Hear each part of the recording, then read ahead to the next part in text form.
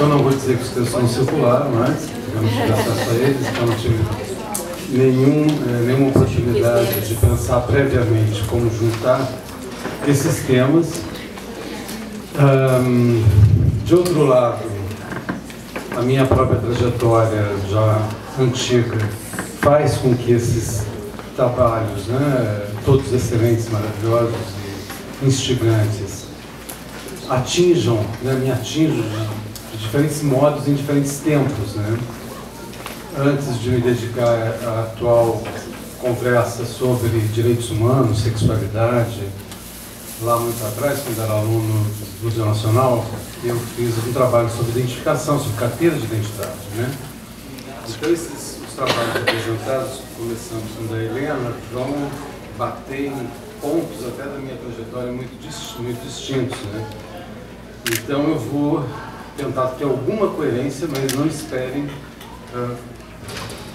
algo, seria de uma técnica de uniformização de debate aqui, né? Bom, um primeiro ponto, antes de mais nada, que eu fiquei pensando a partir da fala da Ciméria, que é uma fala muito, assim, né, incrível e irônica, você falando, meu Deus, mas aonde que nós vivemos, né? Não, que estado é esse, né? Que país é esse? Porque, né, com tudo isso, com todo esse aparato, né, de normalização, de uniformização, né, que deveria ter um Estado quase blindado, né, a qualquer problema com seus servidores públicos, e o que nós temos é exatamente o contrário, né? Mas a partir da sua fala, e dessa ideia muito interessante de técnicas de uniformização, eu fiquei pensando cá comigo, primeiro, quão interessante e não muito evidente, do meu ponto de vista, é juntar numa discussão sobre ciência e tecnologia técnicas de governo, né? Eu não trabalho na área de estudos sociais da ciência de modo muito sistemático, mas me parece que isso é uma coisa muito, para mim, nova, né? Não me parece que são... não me parece que é muito comum, né? De um lado você tem lá as pessoas interessadas na ciência, trabalhando com os laboratórios, etc. De outro lado, os estudos sobre tecnologias sociais, tecnologias estatais, né? E as coisas não se cruzam muito, então a gente tem, às vezes, dificuldade de pensar, né, essa dimensão da técnica de governo, né? Você nomeou uma, que é a técnica de uniformização, né? Eu fiquei pensando no trabalho da Helena, né, que me parece que envolve uma tecnologia de singularização, né, como uma outra tecnologia fundamental de governo. Bom, isso, obviamente, eu vou ter que ir falando e fazendo parênteses, tá? Isso, enfim, toca diretamente na minha reflexão muito curta, muito antiga sobre carteira de identidade, né? E as similaridades são muito impressionantes. Eu acho que a gente deveria ter um momento para conversar, né?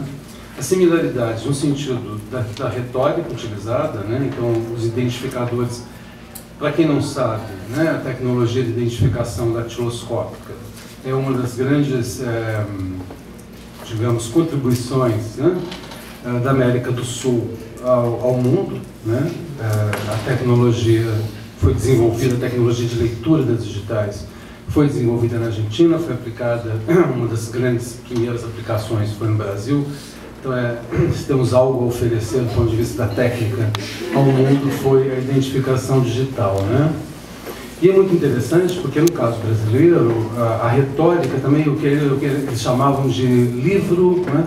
Livro Nacional da Personalidade, né? O que eles queriam constituir, que é um pouco esse banco universal dos perfis genéticos, né? Então, eles queriam... a ideia era a identificação civil, né? Então, no momento que essa discussão é feita no início do século XX, até a década de 20, exatamente, né, eles já, a identificação pela impressão digital começa pela polícia, né, e eles começam, o que eu chamo de identificadores, são médicos legistas, juristas, enfim, policiais, eles começam a dizer que é necessário uma identificação civil, não só criminal, e eles querem uma identificação civil para todos os cidadãos, né, brasileiros. A ideia era que começasse ao nascimento. Isso é uma questão interessante, porque eu queria até ouvir um pouco mais sobre essa ideia, né, por que não a possibilidade de você já coletar o perfil genético no nascimento, né, porque eles queriam as impressões digitais no nascimento. E é muito, se você pega os congressos de identificação do período, um dos grandes problemas é justamente ter iniciado pela área criminal, né? Então, os bons cidadãos não queriam se, assim, sujar os dedos. Era algo, enfim, inaceitável para a elite, principalmente, né? Então, a elite não se submeteria e nem deixaria as suas crianças serem submetidas a esse tipo de coisa, né? Interessante a questão da privacidade também, né? E quem é que tem direito de privacidade, ou quem defende a privacidade, né? Porque perder a privacidade é ser um suspeito, se tornar um suspeito, né? Que eu acho que tem algo a ver com a sua fala. Bem, queria fechar um pouco essa, mas eu acho que a gente poderia tentar pensar um pouco mais sobre as tecnologias de singularização, o que elas propõem. Eu vou continuar no parênteses. Uma outra coisa que é muito interessante é que as tecnologias de singularização, elas eram apresentadas como um direito, né? Essa ambiguidade, ela é muito interessante, né? Porque o que eles diziam, a pessoa tem um direito à identidade e o Estado vai assegurar esse direito. Então você tinha de um lado o criminoso, né, que precisa ser identificado com a de segurança, e de outro lado tinha as figuras das vítimas, né? Tinha um caso famoso que era o desmemoriado de Colenha. Um caso que acontece na Primeira Guerra, outro caso desses maluquíssimos, porque é um caso que acontece na Itália, um cara que morre supostamente na Primeira Guerra, reaparece anos depois, a mulher, a primeira esposa, diz que era um professor católico de filosofia, se casa com ele, se casa, assume, né, o casamento, ele tinha desaparecido, ele estava desmemoriado. Aí, logo depois, aparece uma outra mulher, dizendo que ele não era aquele professor católico, mas era um anarquista, trabalhava numa fábrica, não sei o quê. Isso vira um grande caso, né? E o mais interessante é que eles acabam sendo condenados na Itália, o casal, porque ele acaba com a primeira mulher, e ele morre no Rio de Janeiro, eles fogem para o Rio de Janeiro, né? Esse é um outro caso nos anais da medicina legal, fundamental, né, para essa ideia de que a pessoa tem um direito à identidade e o Estado vai garantir, né? Então, a identidade não é apenas para vigiar, né, mas ela também é para proteger. Então, essa é uma ambiguidade que a gente poderia, voando bastante, né, pensar na própria ambiguidade entre o cuidar e o controlar, né? Até que minhas amigas que têm filhos dizem que é muito sutil e os filhos também, né? Esse limite entre o cuidado e o controle, né? Mas é muito engraçado. Bem, eu acho que o trabalho, pelo menos do meu ponto de vista, da Patrícia, ele está apontando na direção das técnicas de produção de cidadãos, né, Patrícia? Eu fiquei lembrando muito nos trabalhos do Luiz Fernando sobre cidadanização, né? E o quanto, né, você tem esse processo o tempo todo, quer dizer, de fato, que também não está fora de uma técnica de Estado, né? Esse cidadão portador de direitos, enfim, supostamente, ou, né, que deveria ser, né, porque de fato é uma definição em negativo, né, porque são cidadãos que tiveram seus direitos violados, mas que devem ter direitos, eles acabam, né, se tornando, isso faz parte do próprio emaranhado das teias do Estado, que estão dentro disso, né, você construir esse cidadão, né, você, através de um processo de interiorização, racionalização, como dizia o Luiz Fernando, você produzir indivíduos autônomos que são capazes de lutar pelos seus direitos, né? É muito interessante esse aspecto do seu trabalho, essa ideia de como é que as vidas começam a se organizar em torno da luta, né, e como é que a cidadanização passa por esse processo de subjetivação, né. Muito interessante o Steve, né, eu achei incrível essa oposição Cláudio-Steve, né, que no fundo é um pouco esse dilema, quer dizer, esse Estado, quer dizer, essa representação do Estado como uma potência totalmente sem controle, sem limites, né, que pode suprimir, apagar, né, e esse Cláudio, que é essa figura que de fato não tem direitos, né, e não pode nem denunciar. A questão da denúncia também daria uma boa conversa entre vocês duas, né, porque também aparece a questão da denúncia num dos...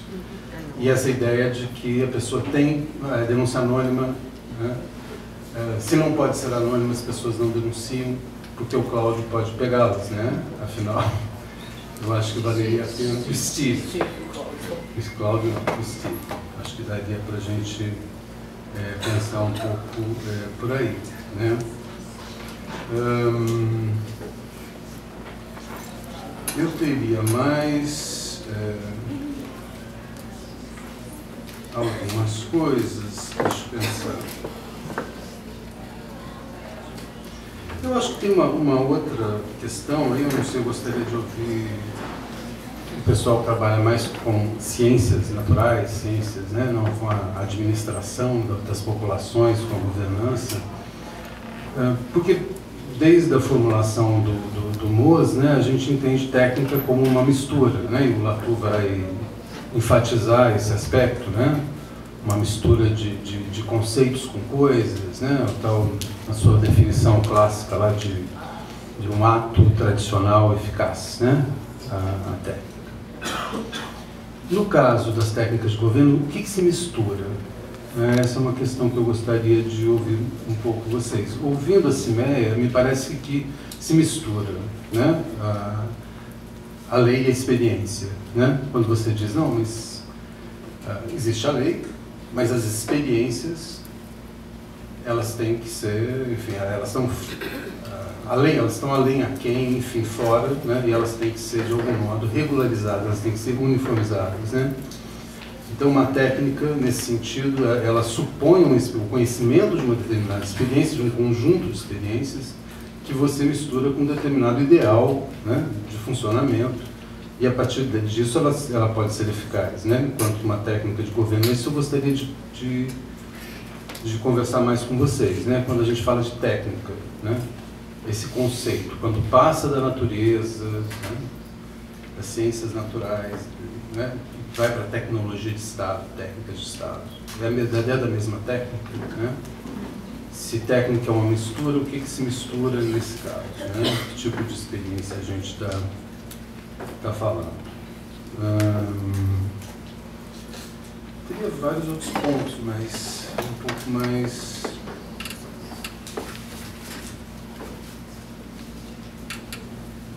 Acho que eu ficaria por aí. Eu acho, só assim para pensar também em relação às técnicas, a gente falou que é uma outra questão, né, de técnicas mais gerais, uma forma mais abstrata de entender técnica, como técnica de uniformização, ou técnicas de singularização. Mas também a gente vai ter nas falas, e eu penso principalmente na fala da Patrícia, assim, um monte de programa consultório da rua, né? Patrulha de direitos humanos. Isso é incrível, né? Essa formulação, né? Então, essa ideia do acolhimento, né? Você tem um conjunto de outras técnicas, mas aí são mais nomeadas, mais singulares, são dispositivos que começam a se... Eu penso, por exemplo, nos centros de cidadania, né? Que, num certo momento, o governo federal incentivou a criação de centros de cidadania para várias coisas, para a juventude, não sei se para a população de rua, né? Para a LGBT que eu acompanho. Então, você tem lá um dispositivo com psicólogo, no caso dos centros de cidadania LGBT no Rio de Janeiro, e outros que também receberam financiamento da Secretaria de Direitos Humanos, é um psicólogo, um advogado, um assistente social, né? Aí você tem todo um conjunto um vocabulário, né? uma das técnicas que eu acho mais interessantes é a tal do acolhimento. Aliás, a Patrícia estava numa banca de uma aluna que começou a trabalhar um pouco com isso, né? O que é o acolhimento, né? Então, além dessa tecnologia que a gente podia pensar que são mais abstratas, né? Você tem um outro conjunto de pequenas tecnologias, né? O acolhimento que se faz com população de rua, que se faz com usuários do serviço de saúde mental, que se faz com menores, né? O que se trata, né? O que é exatamente? Que tecnologia está embutida aí, né? Eu acho interessante, porque me parece que a gente acaba não vendo, geralmente, isso como técnica, como tecnologia, né? Em parte porque muitos desses procedimentos são meio ad hoc, eles não são formalizados, eles não são discutidos, não há uma elaboração teórica sobre eles, então eles se disseminam meio, né, sem nenhum órgão que os controle de algum modo. Bem, eu vou ficar por aqui. Tentei colocar algumas questões mais gerais. Eu agradeço pelo convite para fazer o debate. Achei os textos muitíssimo interessantes. Obrigado. Vamos abrir para algumas questões e, em seguida, as apresentadoras vão se manifestar.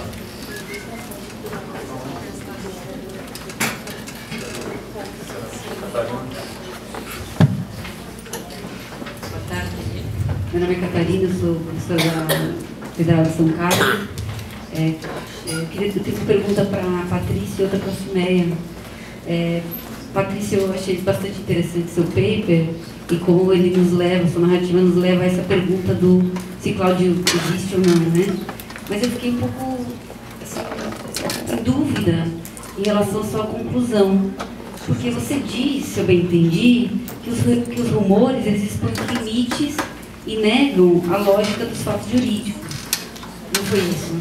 É porque eu fiquei me perguntando se esses rumores, se eles negam ou se eles revelam, né? Porque parece que os rumores, eles precisam, os fatos jurídicos, eles justamente precisam, você disse até no começo, né? Eles precisam, é preciso que os rumores se inscrevam em documentos, é preciso que eles se conjuguem, né, uma série de evidências para que eles se tornem fatos jurídicos. Então eu fiquei em dúvida em relação a essa sua conclusão, sobretudo porque você citou o Rumibaba, né, e essa ideia da indeterminação, do caráter intersubjetivo e contagioso dos rumores. Porque parece que o Baba, a gente não pode esquecer que ele é legatário do Derrida, né? Então, quando ele pensa rumores, ele está pensando em algo que se desloque, algo que rasura, né? Que é sempre a rasura de uma outra coisa. Então, os rumores do Baba parecem sim ser algo que escorrega mesmo, né? Que escapa. Agora, esses rumores dos quais você trata, acho que é justamente um bom exemplo de como os fatos jurídicos eles se formam, né? Então, eu queria que você talvez falasse um pouco disso. E para a Cimeia, eu queria saber, porque você fala em alguns momentos de técnica de uniformização e técnica, não se falou técnica, mas de unificação, né? Em alguns momentos você usava uma ou outra. E eu fico me perguntando a diferença, né? Porque não me parece a mesma coisa, técnica de uniformização e unificação. Acho que você é bastante convincente ao falar desse controle das condutas dos servidores, como uma técnica de uniformização. Acho que isso foi bastante clara e convincente. Mas eu fico me perguntando, porque eu estudei cooperação internacional, e nessas agências de cooperação, elas também fazem uso também tem seus organogramas e fazem uso de técnicas de uniformização, não só das condutas, mas das políticas de cada equipe. Então, a equipe do Brasil, a equipe do Laos, as equipes que financiam os projetos nesses países, eles precisam periodicamente se ajustar à política do alto escalão, né, da diretoria. E agora, a técnica de unificação parece muito mais... Não, também não. Eu não entendi nada que ninguém falou. Bom, porque a unificação parece muito mais, pelo menos na agência que eu estudava, era muito mais enunciados políticos, né? Então, enunciados em que por exemplo, pensando no Estado, seria isso de pensar o governo federal, né? O governo federal investe em... Isso me parece uma enunciação que opera uma unificação do Estado, que talvez... Eu estou perguntando essa diferença. Existe uma unificação e uniformização?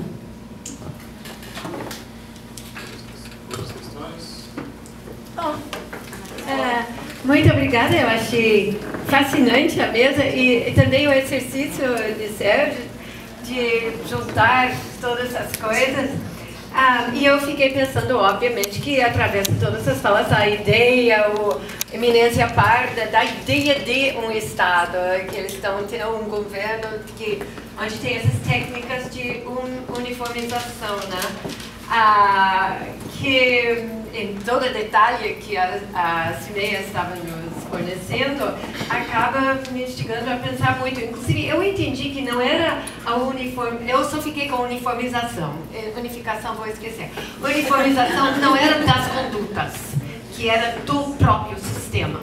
Que todas essas técnicas eram para produzir essa sensação de um sistema uniforme. Eu não sei se eu que fiz essa distinção na minha cabeça ou não. Porque me faz pensar muito naquela coisa de Hertzfeld e a produção social da indiferença, quando ele fala do Estado como sendo a crença no Estado como uma teocracia, como uma crença religiosa, né? Só que o que eu acho barato é que quando a gente fala de tecnologias, a gente não tem mais uma crença amorfa religiosa, a gente vê as mediações tecnológicas que estão produzindo a ideia que nós vivemos num Estado coerente, uniforme, imparcial, etc. Né? Isso que eu acho o grande desafio. Então, bom, e eu estava me perguntando se essas coisas do banco de dados, de perfis genéticos, também não seria justamente uma dessas técnicas de produzir a ideia de uniformização, de alguma maneira. Eu estava colocando os bancos de dados de perfis genéticos como uma dessas técnicas, mas numa outra esfera. Inclusive com uma tecnologia globalizada, né? E essa aqui vai ser uma pergunta para cada um, porque quando alguém comentando a fala de CIMEIA, a gente fala, que país vivemos? Só no Brasil, né? Agora eu te pergunto, esse processo, essas técnicas que tu está descrevendo, são particulares a um determinado sistema ou será que não são inerentes em toda essa teorização contemporânea que nós temos de um Estado heterogêneo, tipo Gupta, Mitchell e todas essas pessoas que estão procurando quais são as tecnologias que produzem um efeito de Estado, né? É que não seria particular necessariamente ao Brasil. Agora, para a Helena, eu fico pensando, essa tecnologia globalizada que é um grande desafio em termos das aplicações, porque eu comecei a partir da fala de Sérgio sobre essas tecnologias variáveis de identificação, RG e tal. Eu sempre lembro das minhas origens norte-americanas, onde não existe RG.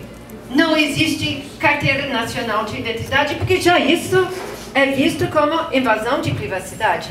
Então, tudo bem, todo mundo tem carteira de motorista. Ai de quem não tem carteira de motorista. Mas, por exemplo, na carteira de motorista, não tem identidade de pai e mãe.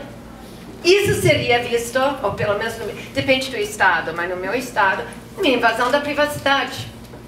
Então, eu estava pensando o tempo todo como essa questão de intimidade, privacidade, são, apesar de ser legalmente projetadas como impulsos do ser humano, como são tão absolutamente variáveis, normalmente, quer dizer, em termos de, eu não sei, cultura, das circunstâncias, etc.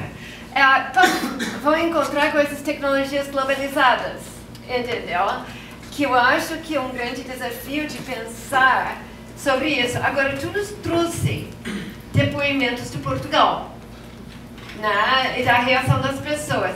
Mas eu fico pensando também, dentro de Portugal, tu não nos dizia, quer dizer, eu não quero fazer um tipo de sociologismo muito simplista, categorizando, mas eu fico pensando, tu nos apresenta com categorias diferentes de reação.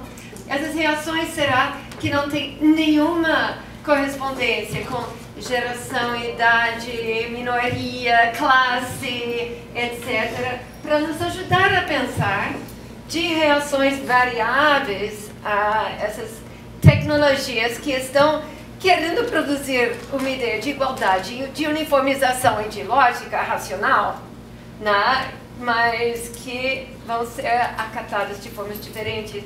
E com isso, é só para terminar da exposição da Patrícia, que me agrada muito, porque eu fico pensando o tempo todo, como boatos e rumores, a gente sempre associa, por exemplo, a gente não chamava exatamente assim, mas vamos pensar em Evans Pritchard, bruxaria entre os Azande, e as pessoas começam a conversar e dizer fulano e beltrano e as fofocas e tal, e acaba entrando no sistema judicial, mas eles são os Azande, são os primitivos, sabe? Então, quem diria que rumor e boato pudessem integrar os nossos processos modernos de Estado, né? Ou então, se estão integrando, eu já vejo os meus alunos da graduação dizendo, professora, mas essa aqui é uma são pseudo-informações, pseudo-tecnologias, porque não correspondem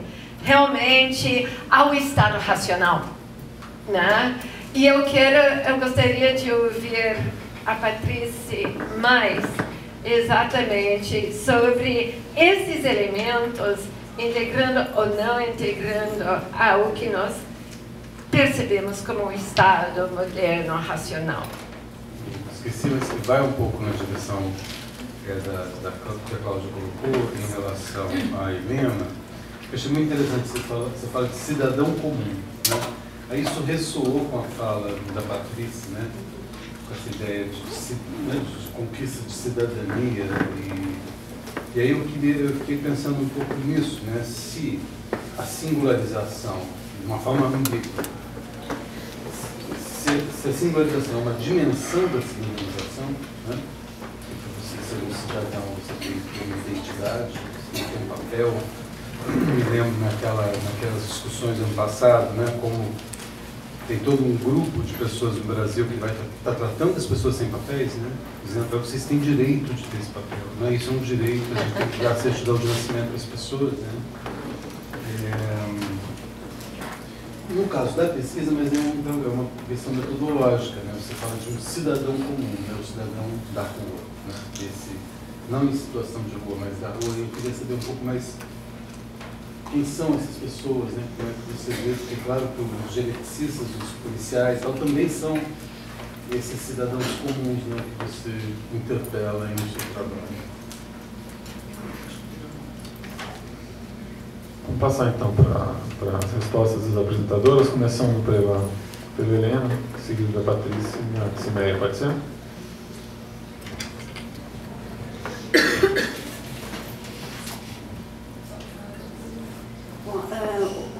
Muito obrigada pelas questões e pelo comentário. Eu acho que o Sérgio realmente fez um trabalho absolutamente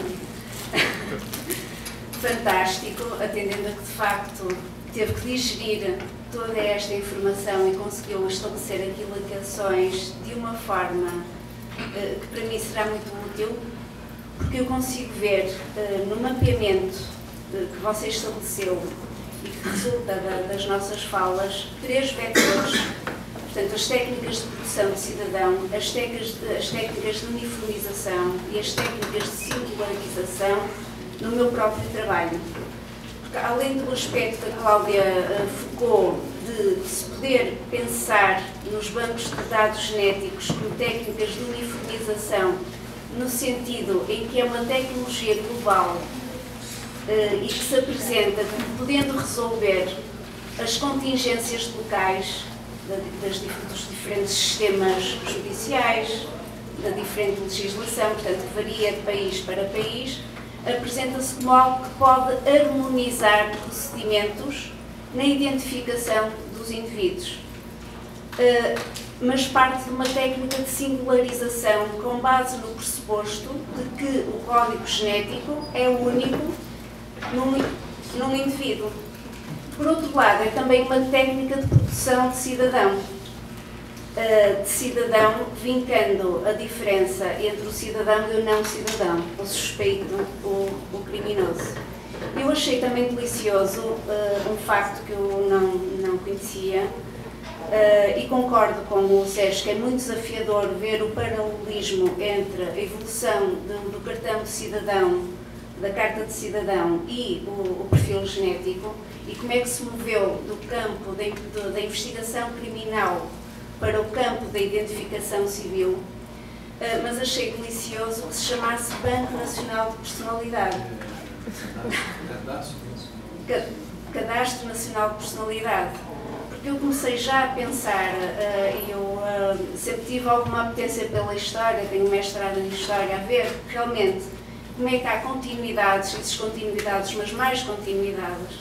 Porque agora o que se assiste também neste momento é uma tentativa de estudar, por exemplo, o gene da violência, o gene do comportamento criminal, o gene do comportamento antissocial, portanto, consoante as culturas, a linguagem vai variando, e realmente há toda uma discussão que não tem tido muito reflexo, porque parece futurologia, mas eu acho que já é um futuro presente, tem sido desenvolvido pelo Troy Duster, um sociólogo dos Estados Unidos, em que ele diz que realmente o caminho é para que os bancos de informação genética que estão a ser usados no campo médico e onde nós temos uma sobre-representação de população branca, estão-se a entrecruzar com os bancos de perfis genéticos com finalidade de investigação criminal, onde nós temos uma sobre-representação de população negra.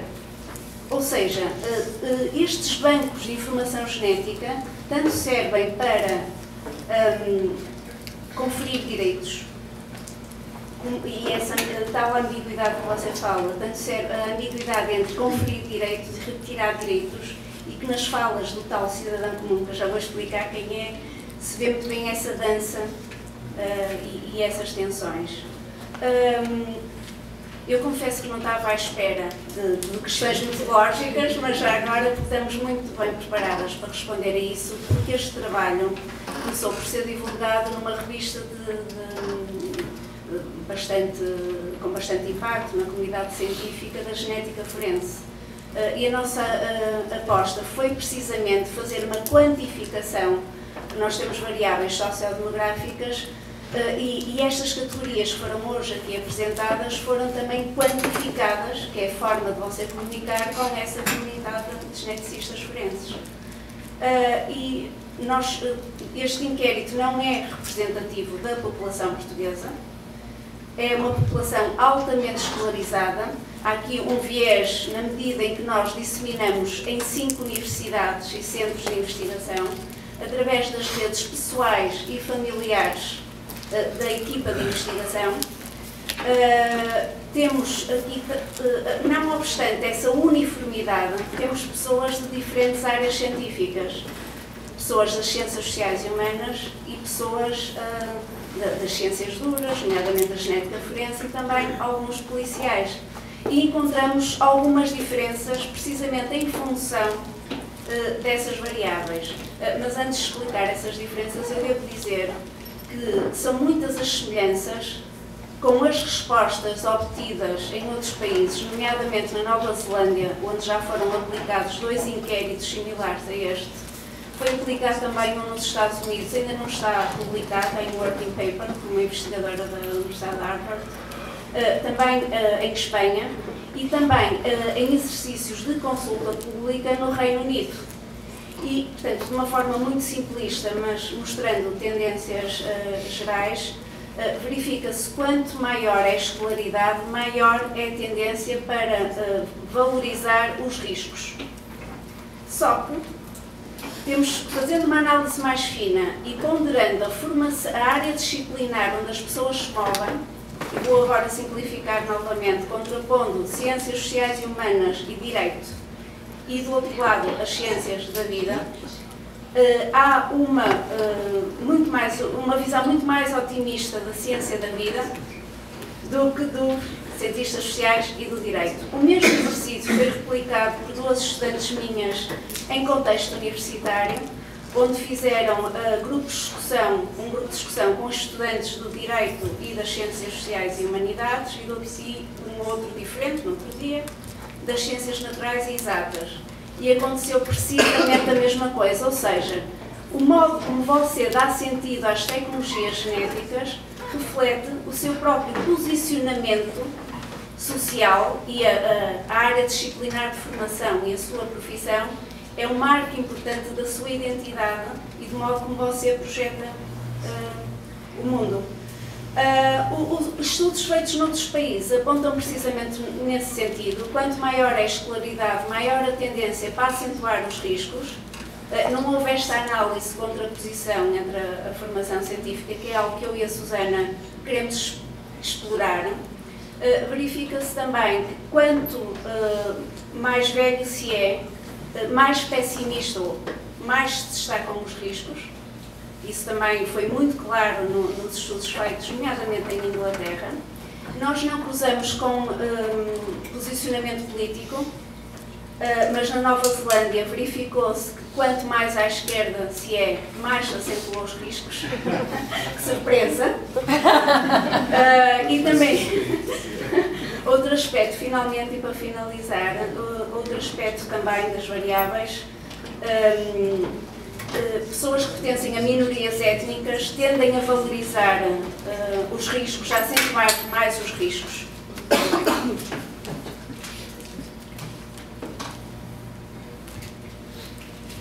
Bem, eu também quero agradecer muito as questões, os comentários do Sérgio, da Catarina, da Cláudia. Coisas, né? Eu achei, bem, primeira questão, a dimensão das técnicas, das tecnologias. Eu uso muito a tradição Foucaultiana, então me interessa ver essa produção, vamos dizer assim, de sujeitos, dessas práticas de subjetivação, essa ênfase na própria prática. É um pouco aí que eu me situo, né, nessa discussão sobre tecnologias de governo, como conduzir a conduta de outros. Nessa chave, vamos dizer assim, eu achei super interessante essa provocação, né, de pensar tecnologias de cidadanização e tecnologias de individualização, singularização, inclusive porque certamente esse processo que eu apresentei tem muito mais a ver com essas tecnologias de cidadanização, mas tem a ver também com uma oposição às tecnologias de individualização por parte das pessoas em situação de rua. E aí que eu pretendo um pouco ligar com essa discussão também sobre o Estado, né, que a Cláudia provoca. É muito interessante ver, aí é um pouco minha outra apresentação que eu pensei em fazer aqui, sobre legibilidade, que está no livro, o artigo que está no livro organizado pela Cláudia e pela Helena, onde eu discuto um pouco a questão das tecnologias censitárias, os censos, né? Porque os censos sempre acompanham, precedem a criação de uma determinada política ou de um determinado programa. Então, ao mesmo tempo que o censo, de alguma forma, né, como o James Scott vai falar, é uma espécie de mapa abreviado que simplifica, classifica, padroniza,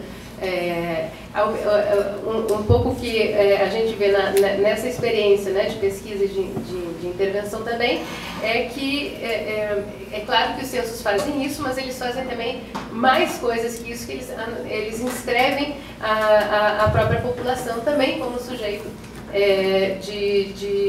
de visibilidade pública. Uma das questões interessantes nesse sentido é que o Movimento Nacional de População de Rua quer o censo, né? Até agora, a população de rua não se insere em nenhum censo do IBGE, a não ser essas contagens mais específicas regionais ou essa contagem que aconteceu, uma aproximação também, né? Mas eles querem a todo momento. Mas eu participei dessas duas pesquisas regionais aqui em Porto Alegre e é muito interessante ver essa diferenciação que a gente poderia chamar de um plano molar e um plano molecular, vamos dizer assim, uma individualização, uma massificação, porque se eles estão criando censo, né, para se tornarem visíveis, né, por outro lado, na hora da pesquisa, né, 1 a 1, que cada um tem que responder, um mesmo indivíduo respondeu 30 nomes e informações diferentes, né, se opondo totalmente àquela lógica, né, de individualização. O número que saiu é sempre discutido, né, eles sempre acham que é umas 3 vezes mais, a última foi de 2011, se não me engano, 1.340 e poucos, eles foram para a mídia dizer, não, é 5 mil, são 5 mil pessoas em situação de rua, mas é muito interessante como, ao mesmo tempo que esse Estado está se fazendo também, né, nessa elaboração do censo, por outro lado, também o censo faz, o próprio movimento também faz esses sujeitos. Além de ter essa diferenciação, uma negação, uma oposição à revelação da informação, como, por exemplo, nesse exemplo, tem essa que eu chamei de Simone, ela guarda toda e qualquer documentação, ela tem uma pasta, né, que ela faz, é uma produção também de elegibilidade, ela conhece o Estado também a partir disso, ela tem uma pasta onde ela vai quase diariamente nas delegacias, para a última delegacia, o caso que eu soube, ela foi na delegacia de polícia denunciar que o colchão que a FASC fornece tinha já 5 anos de uso. E ela arrebentou o colchão, ela tirou um pedaço e foi mostrar que aquele colchão estava muito velho.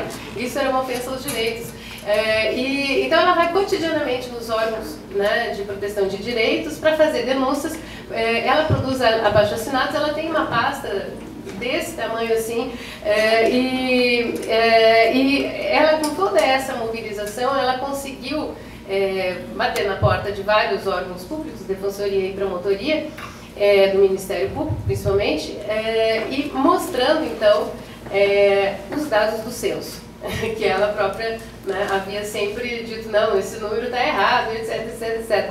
Então, o que é interessante ver que o censo foi uma tecnologia estatal, né, promovida pelo Estado com interesse de inscrever, de administrar e inscrever certas populações, mas ele acaba tendo um efeito completamente contra o Estado, na medida que ela consegue, provando que se tem 1.347 pessoas em situação de rua e tem 600 vagas nos abrigos, alguma coisa errada tem. Então, a FASC, com essa mobilização toda, né, que foi criada em vários órgãos jurídicos, a partir da mobilização da Simone, ela consegue promover uma ação civil pública e a FASC é condenada a pagar R$3.000 por dia até dobrar os seus equipamentos de abrigamento para a população adulta em situação de rua em Porto Alegre. Então é interessante como a tecnologia estatal pode ser usada também contra o próprio Estado, né, nesse caso. E ao mesmo tempo como é que, de alguma forma, se dá essa relacionalidade dessa dupla produção do próprio Estado também pelo próprio movimento e do movimento pelo próprio Estado, que não tem, portanto, né, nada de homogêneo, nada de transcendental, vamos dizer assim, em relação a esses próprios arranjos, né, entre Ministério Público, Defensoria Pública, FASC, que são produzidos nessas práticas diversas dessas relações. Então, acho que então tem essa negação da tecnologia de individualização que aparece, né, nesse caso do censo, mas aparece também, obviamente, nessa negação de produção da denúncia individualizada, requerida, né, pelo vereador. Vocês têm que denunciar, vocês têm que fazer. Não temos um caso né, eles recusam, eles se opõem a essa lógica individualizante, de alguma forma trabalhando com uma forma de inscrição, vamos dizer assim, muito mais coletiva, né, através dessas narrativas constantes de violência, que eu não diria que são rumores, né, não preexistem a própria mobilização que engendra. Então, na verdade,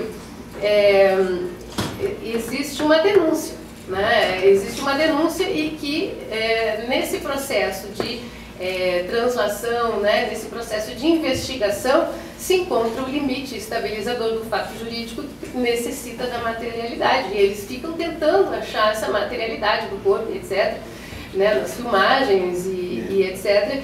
E por isso que, logicamente, o rumor não se opõe ao fato, ele, muito pelo contrário, ele revela, bem como tu disseste, ele põe em questão essas lógicas, de alguma forma, limitadoras, né, do fato jurídico, tentando expandir, né? Na verdade, o que eles conseguem?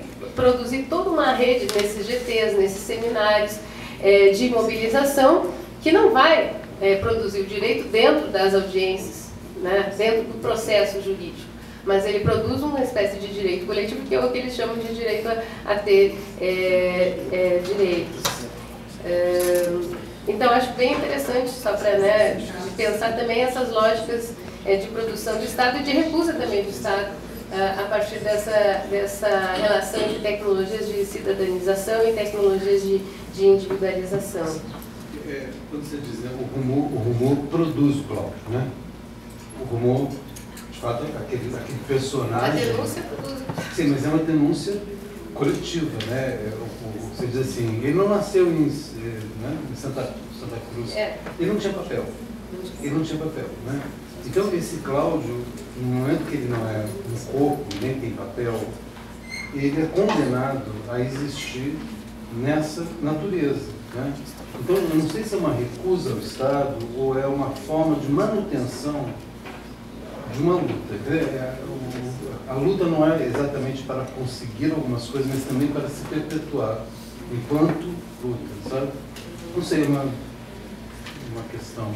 Porque, de fato, como esse Cláudio não tem corpo, não tem papel, ele não pode ser vingado, não se pode fazer justiça, mas ele não é uma pessoa individual, né? Como você está dizendo, ele é uma representação de um grupo que não vai também ter papel nunca, nem ter corpo nunca, né? Então, por isso que é interessante, quer dizer, não tem uma essência no que é o Cláudio antes desse confronto, vamos dizer assim, dessa descoberta desses agenciamentos, desses elementos que produzem o próprio fato jurídico. É impossível, né? Quer dizer, numa situação em que se trabalha com uma denúncia individualizada, que se requer um endereço, que não se tem um conjunto de proteção do cidadão, né? Nesse caso, eles se sentem extremamente frágeis, vão denunciar num dia, vão apanhar no outro dia, né? Jamais vai se construir um fato a partir dessa denúncia. Jamais vai ser sempre um rumor, vai ser sempre estabilizado no rumor. E essa que é a questão mais interessante, vamos dizer assim, que esse caso, eu acho, né, que coloca em evidência, muito mais até que o rumor, talvez é essa lógica da produção do fato. E essa impossibilidade de certas denúncias virem fatos jurídicos.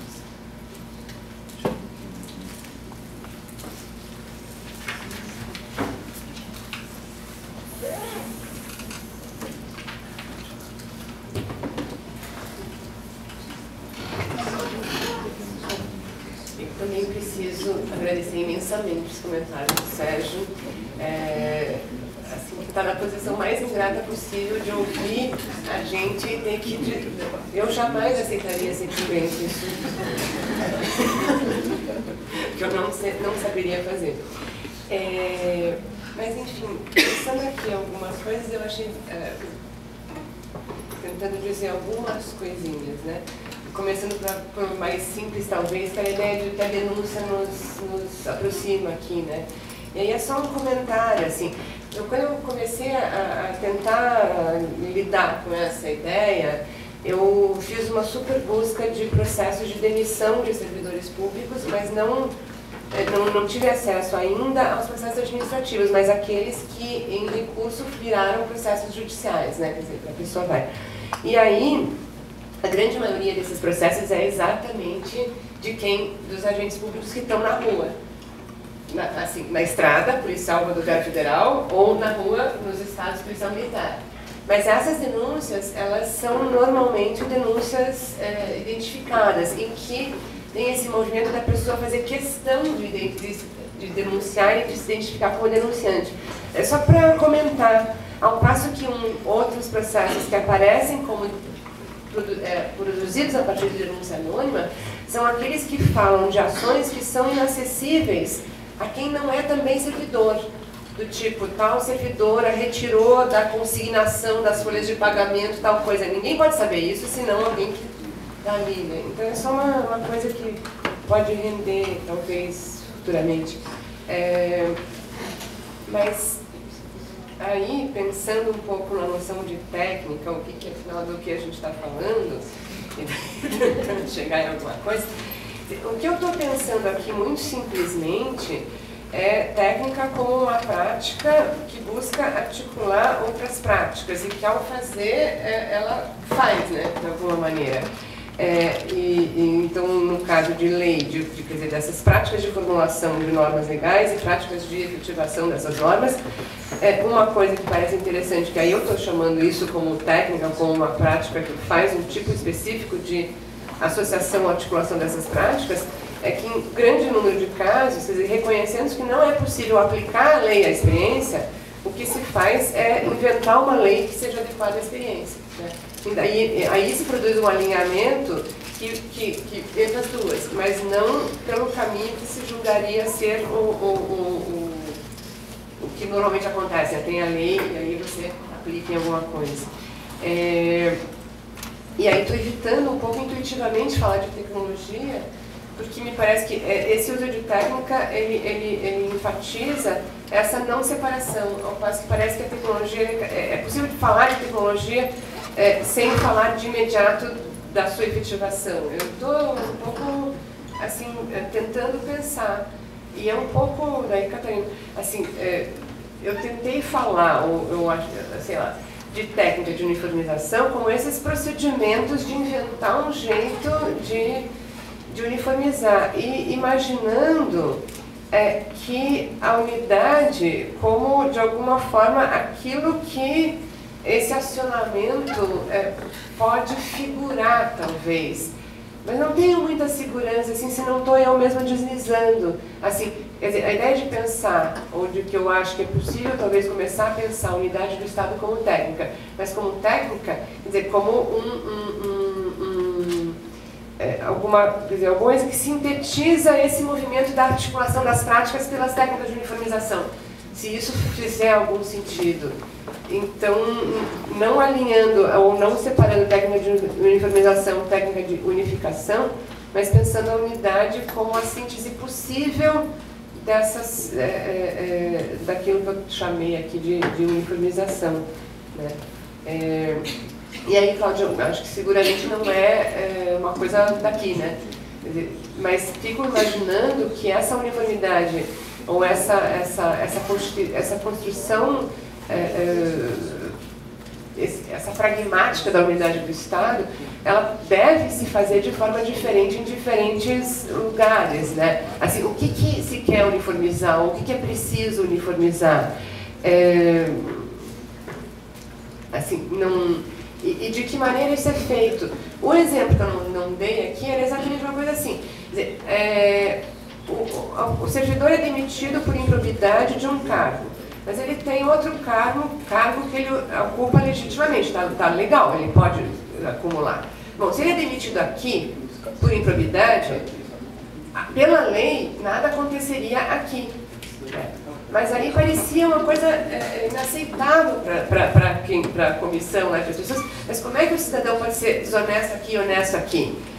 né? Agora, a gente não pode inventar uma ilegalização de uma conduta legal, né? Agora, tudo isso, claro, ancorado em certos valores, em certa, que correspondem a um certo, sei lá, contexto relacional onde essas questões se colocam. E aí, nesse sentido, acho que as técnicas não são universalizáveis, quer dizer, o próprio modo de fazer não deve ser, né? Talvez, assim, tentando pensar alguma coisa. E eu agradeço, que ajuda a pensar mais. Outras questões? Otávio, Letícia. Leis, A gente combinou que ele ia levantar a mão para vocês, a gente falar. Não, é uma pergunta coletiva? Eu tinha pedido antes, você não viu. Mas tudo bem. Não, na verdade não é uma questão, é uma colocação que eu quero.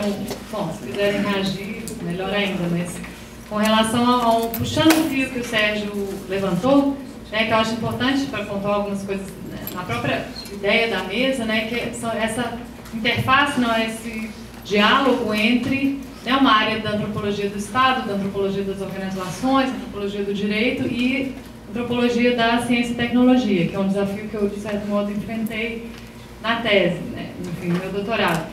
E um ponto de convergência muito evidente, né, e não é à toa que está presente em duas das apresentações aqui, é o Foucault. Né? Então, claro, se você toma o Nascimento da Clínica, né, o próprio Palavras e as Coisas, são livros sobre ciências também. Né? Mas quando se fala de técnicas de governo, tecnologias de governo, que é muita entrada que se dá por aí, está se falando de na maioria das vezes eu tenho a impressão de idiomas, modelos da ciência, da tecnologia aplicados ao Estado. Né? E fala-se muito pouco do caminho inverso. Quando eu acho que ele existe, e eu acho que o próprio Foucault, enfim, não sou profunda conhecedora da obra, mas seria mais no sentido de uma coprodução, historicamente falando, né, entre os dois. Então eu fico pensando assim, por exemplo, exemplos da minha própria pesquisa de campo, né, que eu, enfim, não desenvolvi muito, mas no caso dos experimentos que eu tratei, eram experimentos de adaptação de tecnologias brasileiras nos institutos africanos, né. Então, na prática ali da parcela, do manejo da parcela experimental, os próprios pesquisadores usavam muitas vezes um idioma estatal, em muitos sentidos. Né? Então, eram 3 componentes do projeto. Um era agronomia plantio direto, então falava-se muito assim, quase um idioma de economia nacional. É como se aquela parcela experimental fosse um território de um Estado-nação. Então, falava-se da gestão dos nutrientes, da importação e exportação, e o déficit dos nutrientes era o grande problema, né? Saía mais do que entrava, o mesmo problema que o Levi está enfrentando agora, assim, a gente pode fazer essa analogia, né? No caso do controle biológico de pragas, né? Já era um idioma mais militar. Né? O idioma do trabalho era francês, então fala-se controle biológico em português, o francês falava lutte biologique, né? Fala de proteção fitossanitária, inimigo natural, né? Que é um inseto que preda a praga do algodão, no caso. No caso do melhoramento, era um idioma de parentesco, obviamente, mas muito no eixo da filiação, né, que é o eixo do Estado. Né? Filiação, linhagens, falava-se de linhagens, falava-se de pai, mãe, herança genética. Né? O idioma da aliança era muito menos frequente, né? Eu acho que planta não tem cunhado, não sei como é que funcionaria, mas enfim, eu notei essas analogias e depois fui procurar a bibliografia, assim, não se fala muito disso, né, desse outro lado do trânsito, né? Mas eu acho que isso é algo que mereceria ser melhor explorado, assim, do lado de nós que viemos primeiro da antropologia da ciência, digamos assim, né? O próprio termo dispositivo, né, que é o termo para o design experimental, que é o termo Foucaultiano. Eu reconheci ali muitas das coisas do que aqueles pesquisadores estavam fazendo na gestão daquelas relações ali dentro da parcela experimental. Né? Mas é porque historicamente deve ter tido, claro, uma coprodução ali entre ciência e Estado. Né? Então, só pontuando que nessa interface eu acho que seria um diálogo interessante que eu não vejo muito. É só um lembrete que também não exige necessariamente nenhuma resposta, mas alguma coisa que me ocorreu ouvindo vocês, a propósito da questão que foi colocada para a Helena, de o que diriam, enfim, quem são as pessoas que estão respondendo, o que diria um geneticista a respeito disso, o que diria não sei quem a respeito disso, eu fiquei me perguntando o que diriam os antropólogos a respeito disso, né? Desses assuntos que parecem muito distantes de nós, num certo sentido, né? Sobretudo no que disse a Helena e num comentário que o Sérgio fez. Eu queria só lembrar que essa questão de coleta de amostra de DNA no Brasil é uma coisa extremamente tenso em função da coleta não voluntária em populações indígenas, né? E chamar a atenção para o fato de que isso não provocou, digamos, uma resposta uníssona da parte da comunidade antropológica nacional e internacional. Eu acho que isso dividiu a comunidade e até hoje é um assunto não resolvido. Só para a gente não ficar achando que esses assuntos são muito distantes de nós ou é fácil de resolver com as fórmulas que são do nosso senso comum, né? Realmente eu acho que isso aí, de fato, é alguma coisa que nos atinge. Então, essa questão do DNA. Indo mais longe, eu queria lembrar alguma coisa que também tem a ver com a antropologia. E eu, como trabalhei sempre num museu, num vetusto museu de História Natural e Antropologia, tinha o testemunho disso nos corredores, que é o uso da antropometria, também como técnica. Eu acho que isso aí é muito interessante. Para nós no museu, isso era quase que um folclore, uma piada. Brincava-se a respeito do que seria um momento glorioso da antropometria no museu, que era quando as candidatas a Miss Brasil adentravam no Museu Nacional para terem suas medidas tomadas pelos antropólogos. Isso é uma coisa muito curiosa, realmente. Mas que, de fato, eu acho que é alguma coisa que a gente precisa pensar mais. E provavelmente já existe estudo a respeito, o Sérgio talvez saiba, mas a respeito, de fato, quais eram as teorias, quais eram os pressupostos dessa antropometria e como é que, de alguma maneira, isso foi abafado, né? E num determinado momento se associou a antropometria, digamos, a técnicas nazistas, coisas que se deram na Alemanha, mas hoje eu acho que há uma certa tendência a se rediscutir, se retomar e se reconhecer que essa antropometria realmente teve uma utilização extremamente generalizada. Outro dia eu li a respeito da utilização desde a década de 20 da antropometria nos Estados Unidos em relação aos mexicanos, aos imigrantes mexicanos, e como é que isso tem tudo a ver com a nossa disciplina, não estamos assim tão distantes disso. Outras questões? Rafael?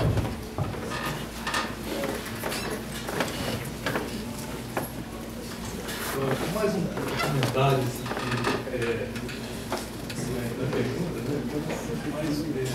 Mas um dos casos, uma das entrevistas que a Helena apresenta, teve um debate na mídia. O Glenn Greenwald, que é o autor do livro, é um jornalista que trabalha com ele, disse que várias pessoas estão reagindo, dizendo o seguinte: vocês podem coletar informação à vontade, eu não tenho culpa, né? Ou seja, então existe uma espécie de homologia. Como é que esse discurso da culpa, né, é articulado em um outro caso?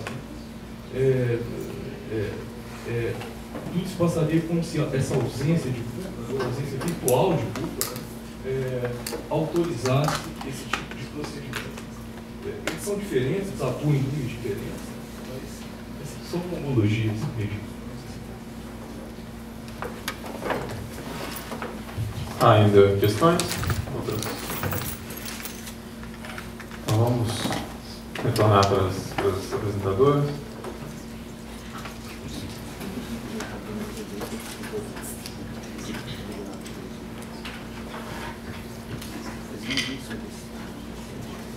Obrigada pelas questões. Realmente a questão da coprodução entre ciência e Estado está bem presente. E eu concordo totalmente com o que dizia Otávio. Estes temas não estão assim tão distantes, não acontecem só na televisão com o Crime Scene Investigation, é algo sobre o qual temos que pensar. E eu só tenho conhecimento de um trabalho de doutorado que está ainda em início e que é uma investigadora portuguesa que está no Canadá, que está a trabalhar com a população indígena, e o trabalho que eu fiz com presidiários para saber a opinião deles sobre a coleta de material biológico e, de certa forma, também neste inquérito aos cidadãos, está ela a tentar desenvolver com a população indígena. Como é que eles sentem, que sentido eles atribuem a essa coleta, sendo que as populações que ela vai estudar são populações que consideram que retirar uma parte do corpo é retirar uma parte da alma. Portanto, o DNA é quase que a versão secular da alma cristã, ou tem sido assim apresentado em muitos campos, nomeadamente nos meios de comunicação social. A questão da antropometria é realmente também fascinante e podemos ver o percurso histórico que já o Sérgio tinha mencionado. E curiosamente, a coleta de material biológico que está a ser feita junto das tais populações suspeitas é acompanhada também dessas medidas, portanto, para efeitos de identificação. E fascinante também é pensar as relações entre identificação e identidade. Como é que se sentem os sujeitos cuja informação corporal é colhida, armazenada, analisada, partilhada, se daí emergem novos aspectos da identidade ou não. Portanto, realmente às vezes até, portanto, em fala informal, esquecemos das diferenciações entre identificação e identidade, mas também porque estas estão profundamente imbricadas. Relativamente à questão da vigilância de Snowden, a utilização dos bancos de perfis genéticos tem sido também discutida no âmbito dos chamados surveillance studies, os estudos da vigilância. E estas técnicas de neutralização podem ser feitas, que eu apresentei como sendo construídas pelos cidadãos, podem ser feitas de pelo menos duas formas que estão interligadas.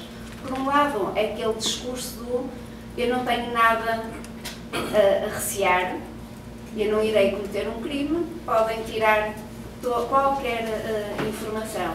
Mas, por outro lado, é imbricar isso no registro do cotidiano. É pensar que, até pensando no Snowden, mas também em bancos, na banca e toda uma série de instituições que recolhem informação sobre a pessoa, este é mais um registro de recolha e de processamento de informação. E se calhar aquele desafio ao qual eu não reagi antes, que o Sérgio colocou, como se poderia pensar a questão da recolha, da coleta de material biológico desde o nascimento, e isto já tem sido falado e tem sido, portanto, nos meios académicos e de defesa de direitos humanos tem sido bastante criticado. Mas é certo que o único questionário que eu conheço feito à população e que foi na Dinamarca, as pessoas veem como positivo relacionar bancos de dados biobancos médicos com biobancos forenses. Ou seja, é uma coisa tão banal nascer uma criança e ser coletado material biológico e ninguém se questiona sobre o que é que se faz com esse material. Porque aí já entramos no campo da medicina, da investigação científica, que são vistos como campos que têm legitimidade, ou mais legitimidade que os órgãos de investigação criminal, para usar esse material. Portanto, estas técnicas de neutralização podem passar por dizer isto pode ser usado para investigação científica, pode passar por remeter ao campo da identificação civil e dizer isto pode ser usado para identificar vítimas de catástrofes, para identificar um parente que tenha desaparecido. Portanto, são várias as técnicas de neutralização. Eu só vou comentar um pouco a questão da Letícia. Me identifico assim, muito com o que tu falaste, e acho que não tanto com essa dimensão das tecnologias aplicadas, bem como tu disse, desde o texto da governamentalidade já faz questão de dizer, né, não é a sociedade que se estatizou, mas o Estado que se governamentalizou. E depois, no nascimento da biopolítica, faz questão de dizer que o Estado seria para ele o resultado de práticas de governo. Ele não preexiste a nada, né? Ele é o efeito, ele é o resultado de práticas de governo. Então, já, né, quebrando qualquer perspectiva totalizadora ou essencialista do que seria o Estado. Eu acho que tem gente que faz essa relação entre pensar tecnologias de governo e os estudos da ciência e tecnologia. Tu mesmo tem conhecimento, principalmente os californianos, Paul Rabinow, tem o João Bill, Adriana Petrina, outras pessoas, Nicolas Rose mesmo, DJ Fassan, todos eles estão fazendo, e acho que atualmente ainda fazendo um outro cruzamento possível, que é essa virada para o Deleuze. Então tem aí, eu acho que outras pontes possíveis de serem pensadas e contrastadas essas propostas, o que significa exatamente, né? Falar em tecnologias de governo, técnicas e etc. Mas acho muito interessante tu ter pontuado, marcado essa dimensão, mas acho que tem gente fazendo, né? Hoje de manhã a Helena estava trazendo no grupo um certo espanto pela popularidade do Bruno Latour no Brasil. Então assim, eu acho que tem também essas questões assim, de estilos também de pensamento que podem estar um pouco localizados também nacionalmente. Você vai fazer ainda um...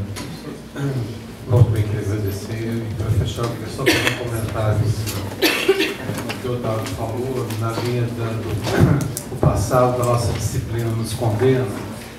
Quando se monta no Rio de Janeiro, né, o gabinete de identificação civil criminal se monta junto do laboratório de antropologia.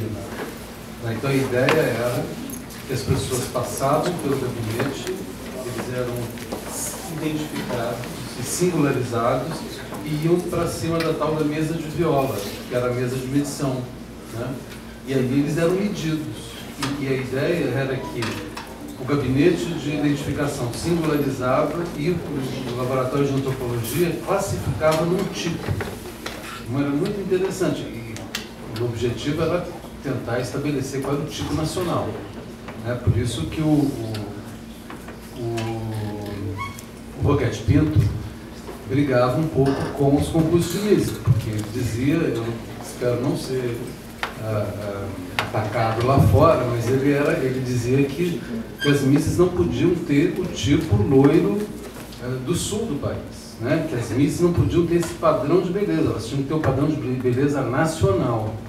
E quem ia estabelecer o padrão comum, né? Quem é a mulher comum que pode representar o Brasil, seria a medição, fruto das medições, para saber qual era o tipo nacional. Né? Bom, nos encaminhamos então para o encerramento da mesa. Antes de passar para isso, eu só queria lembrar que logo na sequência nós teremos o lançamento de 7 obras, logo aqui no corredor externo ao auditório, e que o evento segue, obviamente, com os seminários temáticos amanhã às 9 horas da manhã. Né? Bom, dito isso, eu queria agradecer muito ter essas precisões. Eu agradeço muito às apresentadoras, parabenizo pela instigante discussão que nós tivemos aqui, igualmente ao Sérgio, que teve um trabalho de interagir com elas aqui e fez de forma muito interessante e contribuiu bastante para a discussão. Obrigado pela presença de vocês e continuamos então na sequência do evento.